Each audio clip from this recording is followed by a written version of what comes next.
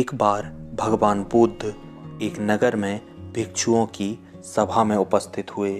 भगवान बुद्ध से एक भिक्षु ने तभी पूछा कि हे भगवान, मैं सुखी होना चाहता हूँ, क्या करूँ? बुद्ध ने कहा, तुम अपने मन से भोगों को निकाल दो। भोगों का लगाव तुम्हें सुखी होने नहीं देगा। भोगों से मित्रता मत करो, उनकी मित्रता तुमको नरक की ओर ले जाएगी।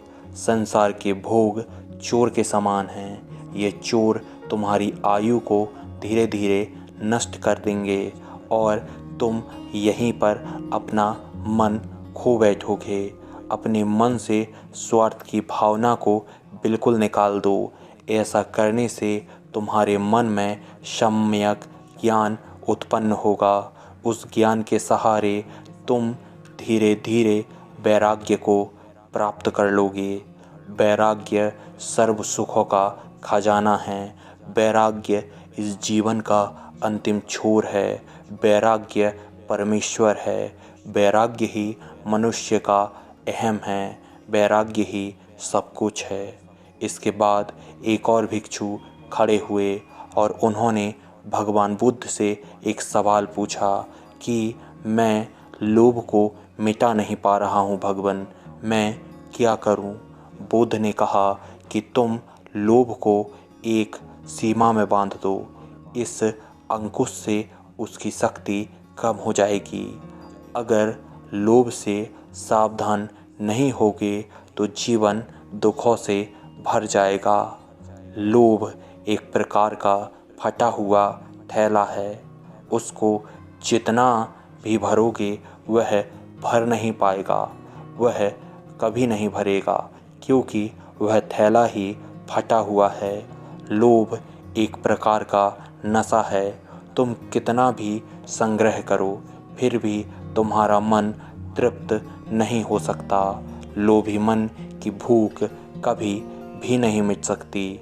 संग्रह करना छोड़ दो क्योंकि साथ में कुछ भी नहीं जाता। बांटना प्रारंभ कर दो। जितना जितना बांटते जाओगे उतनी उतनी शांति तुम्हारे पास आती जाएगी। एक भिक्षु ने फिर पूछा कि हे भगवान, आत्मा क्या है? आत्मा कैसा है? आत्मा क्यों नहीं दिखता? आत्मा दिखता है तो कैसा?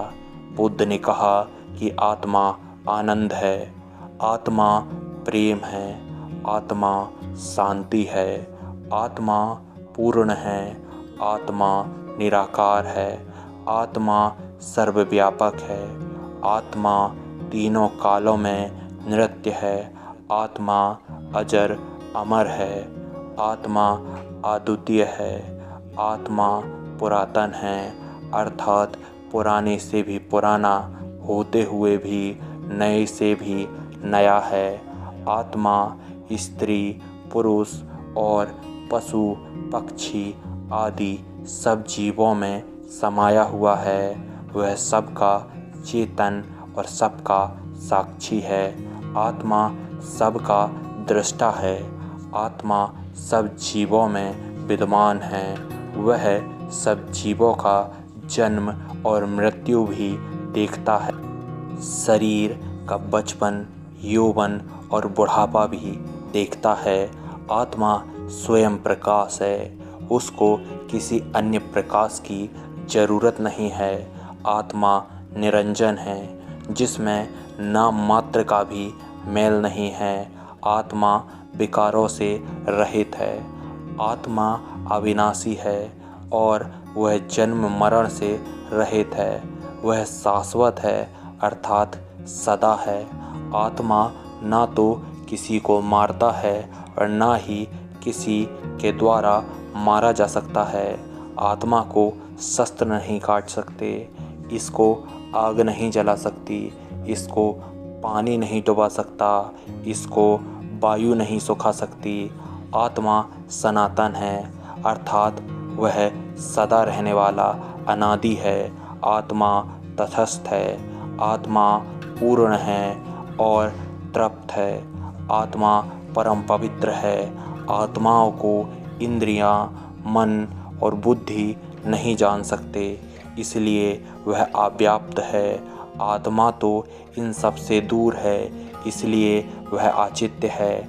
आत्मा आश्चर्यमय है, क्योंकि उसको कोई विराल ही जान सकता है। आत्मा का अनुभव करना सबसे बड़ा कार्य है। आत्मा अवध्य है, क्योंकि उसको कभी भी किसी भी साधन से कोई भी नाश नहीं कर सकता। आत्मा सदा भरपूर और पूर्ण है। उसको अनुभव जो कर लेता है वह आनंद को प्राप्त कर लेता है। तो दोस्तों, आज की ये बुद्ध और भिक्षुओं की कथा आपको कैसी लगी हमें कमेंट बॉक्स पर बताएं, और इस चैनल को सब्सक्राइब करना बिल्कुल नहीं भूलिएगा। वीडियो पसंद आया है तो लाइक करें, चैनल को सब्सक्राइब करें और इस वीडियो को अपने दोस्तों के साथ शेयर भी करें। मिलते हैं नेक्स्ट वीडियो में। धन्यवाद।